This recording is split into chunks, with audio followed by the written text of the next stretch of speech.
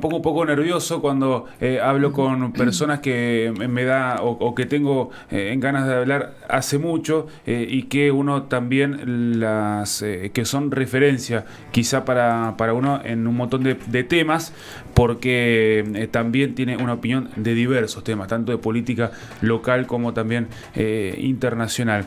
Está en línea Sebastián Lacunza, es periodista, corresponsal, columnista en el diario AR y muy activo también en su cuenta de Twitter, Seba Lacunza. ¿Cómo estás? Buen día, Guille Bota y el equipo de Es Como el Día te saludan. Hola, Guille, ¿cómo estás? Es un gusto grande hablar con ustedes. Bien, bueno, mucha gente te pregunta cómo está el país, pero voy a empezar por lo primero. ¿Cómo estás vos? ¿Cómo va el día a día? Bueno, bien, no nos escindimos en nuestra persona de cómo va el país. No sé si es fácil estar bien mientras sabemos que afuera las cosas no lo están. Pero bueno, en la medida en que se puedan hacer el trabajo y afrontar la vida con las convicciones de cada uno, por lo menos nos permite ir remando, llevándola, ¿no? En el resto, en lo importante, en la salud, todo bien. Bien, bien, me alegro. ¿Cómo podemos ir desglosando estos primeros 6 meses de Milei, teniendo en cuenta que recién mañana hay posibilidad de que se vote la primera ley de Milei, si bien tendrá que volver a diputados, pero puntualmente en esto que plantean como que abril-mayo sería el piso de actividad y de acá salimos, como que este es el fondo y de acá repuntamos. ¿Ves eso? ¿Ves algún indicador que pueda dar alguna proyección de crecimiento? Bueno, hay indicadores difusos, si querés, aleatorios. Luego de unos 5 o 6 meses de una caída muy pronunciada, como pocas veces ocurrió, con la particularidad de que no se desató a partir de un episodio traumático, una guerra, un agotamiento, eh, digamos, abrupto de un sistema monetario, un sistema político como fue en el 2001, sino que estamos viendo una crisis compleja, multifacética, que el gobierno decidió, a partir de medidas económicas concretas, disparar hacia una hiperrecesión. Digamos, hay datos suficientes para hablar en estos términos. Ahora, la caída no es infinita, no puede serlo, digamos, es imposible que lo sea, por lo cual, para saber si estamos cerca de un piso, no lo podemos saber. Los indicadores hasta ahora parciales indican que la caída en gran medida sigue y en algunos aspectos podría, por ejemplo, el deterioro de los salarios, si tomamos mayo, podría haberse detenido. Hay que ver, porque el frente financiero por delante es complicado, las reservas del Banco Central no se están fortaleciendo, básicamente por la retención de la liquidación de la soja y del agronegocio. Entonces se encienden múltiples incógnitas, ¿no? Incluso desde una visión ortodoxa hay muchas dudas sobre la sustentabilidad, perdón, que voy a tomar agua, Sí, no hay problema. sobre la sustentabilidad del plan económico. Bien, y sobre este punto me interesa porque el gobierno está sorteando varios frentes. Por un lado, como bien decías, la cuestión de la liquidación de la cosecha gruesa, que aún no se dio en su totalidad, por lo que uno piensa que están esperando o una nueva devaluación o que les mejoren el tipo de cambio. Por otro lado, la ley bases que no sé si en tu opinión ayudará a ordenar algún punto de la economía como pretende el gobierno nacional, y por otro su relación con los distintos gobernadores e intendentes donde le ha cortado la asistencia. Esos tres frentes, ¿cómo lo ves gestionándolo? Porque pueden desacomodar esta baja de inflación, pongámosle, que han logrado hasta ahora. Bueno, empezando por el último, sobre los gobernadores e intendentes que no pueden hacer frente en varios casos a gastos corrientes y en muchos otros han debido suspender programas sociales, obras públicas, etcétera. Allí, como decíamos anteriormente, hay una situación que no registra antecedentes en esta dimensión. Eso tiene, evidentemente, un efecto en menor recaudación, por ejemplo, porque la caída de la actividad dispara también menor recaudación, por lo cual allí hay un frente muy complejo, social, económico. Está habiendo negociaciones caso por caso, gobernador por gobernador, para ver si pueden sacar adelante la remanida ley bases. La ley bases encierra una multiplicidad de políticas. Ahora, lo cierto es que algunas de las consecuencias las vamos a ver con los años, por lo negativas que son. Por ejemplo, el régimen de las grandes inversiones implica una serie de concesiones que, Guillermo, las empresas, las grandes inversiones, y si hablamos de grandes inversiones en Argentina, en lo inmediato y en lo factible hablamos de vaca muerta y minería. Bueno, ya el gobierno anterior y el anteanterior venían negociando un régimen por el estilo.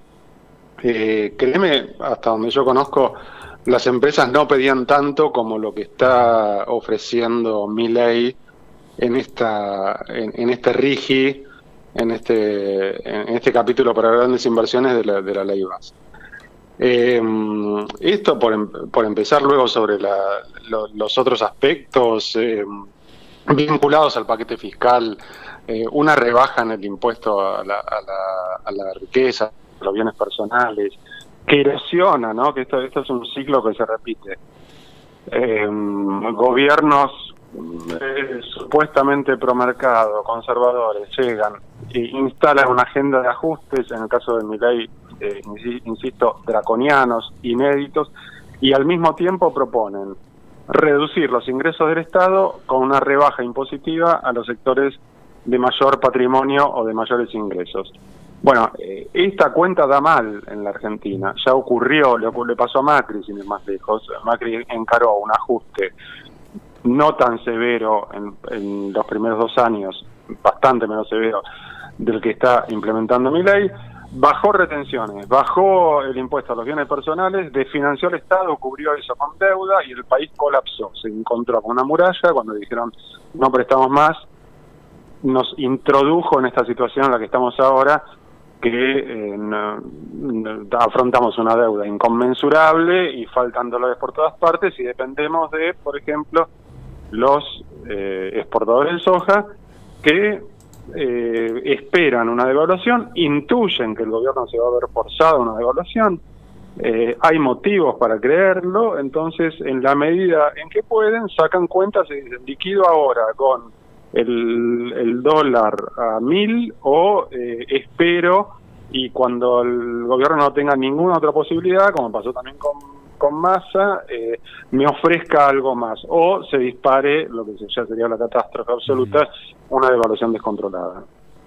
Bien, sí, es lo que lo que uno espera. Y más allá de la cuestión objetiva y dura de la realidad, ¿hay alguna reflexión de por qué actúa así? O sea, ¿hay un plan de gobierno que Milei espera que sea sustentable, o uno ve un proceso de no sé si de llamarle desnacionalización de todo, de los recursos, de la actividad, de la economía, de la propia industria, para quedar a merced o de capitales financieros o de una ley de la selva que en la posición mía al menos genera bastante incertidumbre? ¿Hay algo de eso en la mística que intenta imponer Javier Milei, o hay algo de proyecto económico por debajo? Bueno, yo siempre creo que a Milei hay que escucharlo. Es decir, no soy amigo de elucubrar demasiado sobre razones subterráneas, o de exagerar la crítica, exacerbar la crítica a quien no nos gusta su ideología. Además, a Milei hay que escucharlo. Él declaró, se conoció la semana pasada, lo había declarado hace 10 días, que él es un enemigo del Estado y que ama destruirlo desde adentro y que se siente un topo. Por lo cual, esa motosierra ideológica, esa cuestión tan primitiva para expresar un plan político, económico, en sus términos de destrucción del Estado, ya es toda una definición sobre la que, si uno lee qué es lo que está haciendo en cuanto a desmantelar desde la entrega de medicamentos, digamos, vamos a un factor, si querés, de política social, política sanitaria, medicamentos o alimentos.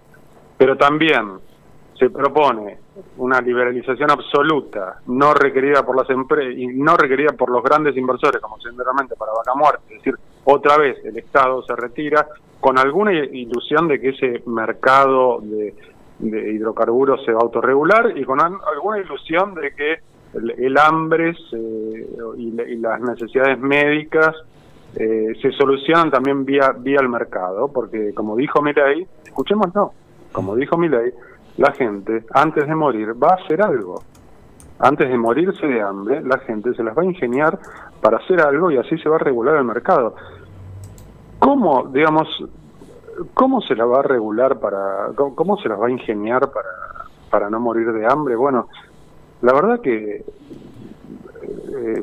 cada uno de los oyentes puede imaginarlo, la manera, todas son atroces, ¿no? Porque todas las que nos imaginamos son atroces. Bueno, dicho estos grandes titulares que Milei da para sí mismo, un aspecto central de este gobierno, que me parece casi tan importante como el abordaje ideológico, es la precariedad absoluta del equipo de gobierno.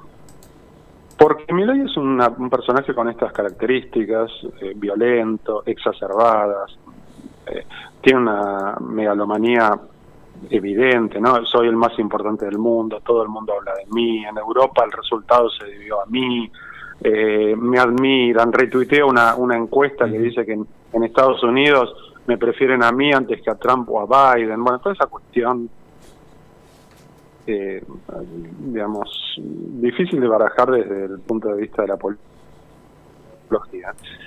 Bueno, ¿qué reflejo tiene en el equipo de gobierno? Karina Milei era una persona aparentemente recortada por la misma tijera, que hasta poco tiempo atrás se dedicaba al tarot y a las tortas. Santiago Caputo, un estratega de la comunicación, un provocador de Twitter. Peto Velo es una persona cuya capacidad para no conducir un ministerio está a la vista, y también con un currículum muy pobre desde el punto de vista de lo que uno espera para un funcionario que administre la cuestión pública. Bueno, el elenco de gobierno, si seguimos recorriendo, Nicolás Pose salió, pero una persona bien recortada por una tijera similar a la de Milei, y salió. Es decir, hay una densidad ausente en la administración que complica la gestión de gobierno cualquiera sea, al margen de que Milei tiene ideas muy destructivas en sus propios términos sobre qué hacer con la Argentina. Total. Muy interesante. La última, Seba, y ya te libero. ¿Ves con buenos ojos en el sentido de que salga mañana la ley bases en la votación, cuando termine la votación? Bueno, sí, creo que es factible que salga en virtud de lo que estamos viendo. Me parece que hay por lo menos un senador del grupo de los 33 del bloque del Unión por la Patria, lo que se entendía por Unión por la Patria, el de Catamarca, sí, que podría darse vuelta, hay que ver en qué y cómo. Entonces, hay indicios, si bien está la puja voto a voto, hay indicios de que podría salir por otros movimientos, lo que ha tejido el gobierno con los partidos provinciales en Santa Cruz, en Neuquén, en Río Negro, todos estos partidos que han apoyado a Massa, ¿no? Vale recordar. Milei no es Milei solamente, Milei es una expresión de la política argentina y lidiamos con un elenco político, por ejemplo en el caso de los gobernadores, que dicen una cosa, después se desdicen, hace otra cosa totalmente distinta. Milei era un peligro, decían los de Juntos por el Cambio, y ahora son los más oficialistas del mundo. Un montón. Bueno, el de Tucumán, digamos, era mucho más que un peligro, era la disolución nacional y ahora están Scioli, bueno, ¿para qué abundar? Entonces, parece que las chances son reales y habrá que ver, eso sí, en el hilado fino, digamos, y Claro. hay algunas cuestiones, desde el paquete fiscal ganancias, los términos del RIGI, por decir las centrales. Hay Sí, sí, es que lo que más preocupa, la cuestión de ganancia, Rigi, y quizá la cuestión de reforma laboral son las tres patas que uno pone mayor atención por el impacto que puede tener. por el impacto que puede tener en las cuentas públicas, bueno, en los objetivos básicamente del gobierno. El tema de ganancias, por eso las divisiones son cruzadas, porque en el caso del régimen de las grandes inversiones puede haber una visión más, si se quiere, reguladora del Estado o un libertarianismo absoluto, pero en el caso de ganancias, un poco que ahí se cruzan, porque el impuesto a la ganancia se supone que es progresivo, porque lo pagan los que más ganan, entonces allí puede haber una postura, sobre todo en las provincias del norte, que tienen pocos, no tienen tanto ganancias, digamos, tantos contribuyentes que pagan ganancias, pues son más pobres, porque los sueldos son más bajos, entonces a esas provincias la restauración del impuesto a las ganancias les resulta beneficiosa porque lo pagan no tantos de sus pobladores, pero reciben la coparticipación. En el caso de la Patagonia es al revés, lo pagan bastante de sus ciudadanos, de sus habitantes, tienen otros recursos, del petróleo, etcétera, etcétera, por lo cual no les es tan importante, no les es tan decisivo el ingreso que tienen a partir de ganancias. Entonces, allí hay una división, si se quiere, más geográfica que ideológica. Excelente. Seba, bueno, muchísimas gracias por la deferencia de atendernos, por el tiempo y también, bueno, por poder permitirnos esta charla a unos kilómetros de distancia y nada, que tengas un buen día y desde aquí te saludamos. Guillermo, un abrazo grande. Por favor. Estábamos con Sebastián Lacunza, es periodista de Buenos Aires, bueno, es corresponsal, columnista en el diario AR. Bueno, fue director del Buenos Aires Herald, sobre el que escribió un libro, eso dice su bio de Twitter, que es Seba Lacunza, @Seba Lacunza.